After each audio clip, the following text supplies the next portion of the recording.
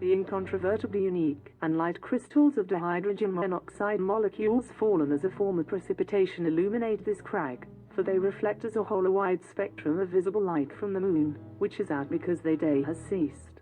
The immediate vicinity which I occupy seems irrevocably forlorn and uninhabited, for no impression in the aforementioned accumulated crystals from the tread of any ambulating being exists as far as the speaker is able to perceive optically. It would appear to me that I possess sovereignty over this domain.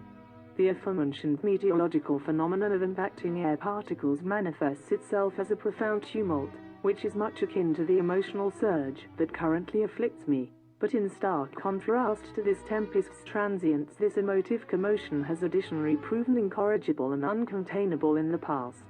Thus, I entreat myself in the tone of those nattering nabobs of negativism who plague me and despotically attempt to terminate my individualism. Permit no extension of hospitality or comfort to anyone so as to not reveal yourself or allow any of your outstanding capacities and personality traits to metaphorically shine through, so to speak, as they will become so apparent as to be nearly literally visible.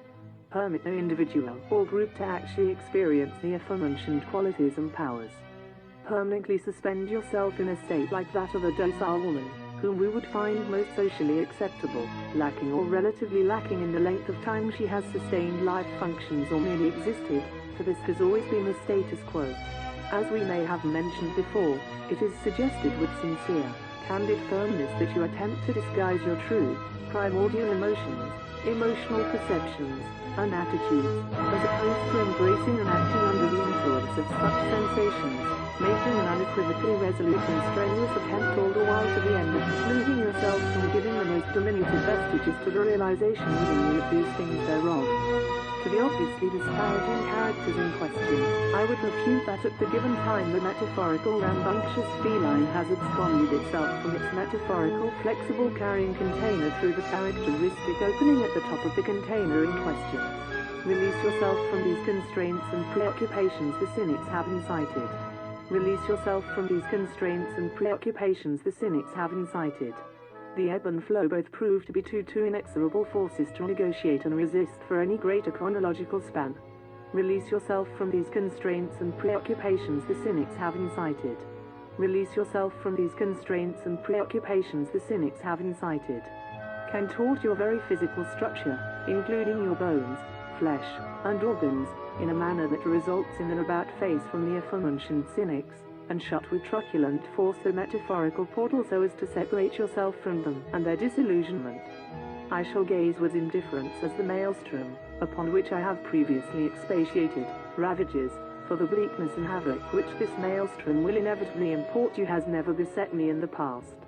Having unshackled myself from the burden of taking into whole-hearted consideration the ruminations of how those dissenters would react to that which I do, I can liken it a phenomenon to which all but those who've been perpetually robbed of their vision and have never experienced functional sight in their lives would relate. This phenomenon to which I allude is a sign of an operational perception of depth that, the farther the distance between any given object and the beholder, the more it appears to lack in size to the optical organs. Accordingly, these spectres of anxiety that governed all my actions seem inept and incapable of overtaking me as I actively ambulate onward in my personal growth and acceptance of myself, which is to say that this is opposite the direction of the aforementioned burden of consideration. Onward indeed. Indubitably, it would appear to me to be high time to implement and empirically experiment with this arsenal of skills, abilities, and, moreover, magical capacities I possess, going to such an extent as to be utterly unprecedented and to summarily smash the boundaries previously upheld. Verily, all preconceived notions and sentiments regarding morality, justice, and inhibition practically fling themselves in a metaphorical sense out the metaphorical opening in the wall through which visible light can pass and air can be admitted in or left out using a mechanical opening device to unblock or block said opening, which is usually covered with a hard, brittle, typically transparent or translucent substance formed by fusing and then rapidly cooling sand and lime. Once again, release yourself from these constraints and preoccupations the cynics have incited. Release yourself from these constraints and preoccupations the cynics have incited. The degree of liberty I am experiencing at this very moment spiritually impacts me, as though my very form has become part of the vaulted heavens, and the meteorological phenomenon of the locomotion of air by natural forces, and likewise as though these have augmented me and my aforementioned capacities.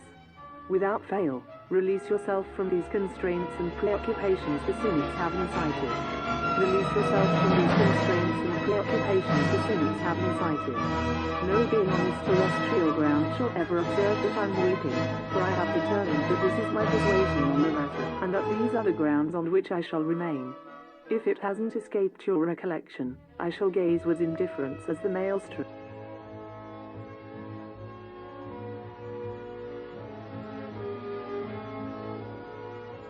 I implore you to observe intently now as I unleash my latent magical capacity to control solid hydrogen monoxide. The immaterial part of my being gyrates and manifests itself as I conjure firm and stable geometric figures with uniform statistical features. Even the most trifling rumination could realize itself in a violent explosion of bitingly frigid air. I have set my path before myself and consider that I cannot rescind that which I have unleashed. That which has transpired in chronologically preceding events transpired in the chronologically preceding events, thereby rendering its bearing on events both present and future negligible. Let this never purge itself from your adroit remembrance. Release yourself from these constraints and preoccupations the cynics have incited. Release yourself from these constraints and preoccupations the cynics have incited. Thus, I shall exceed and surpass, bringing new light with my newly enlightened, sanguine self. All shall be forgotten with this reminder. Release yourself from these constraints and preoccupations the cynics have incited. Release yourself from these constraints and preoccupations the cynics have incited. I have shattered the image, supposedly made immaculate by precedent, but nonetheless fallacious as an argument antiquity, of the aforementioned woman lacking or relatively lacking in the length of time she has sustained life functions or merely existed. This is my persuasion on the matter, and I have nothing now to suppress or obscure, and I shall gaze with indifference as the maelstrom, upon which I have previously expatiated, ravages, for the bleakness and havoc which this maelstrom will inevitably import you has never beset me in the past.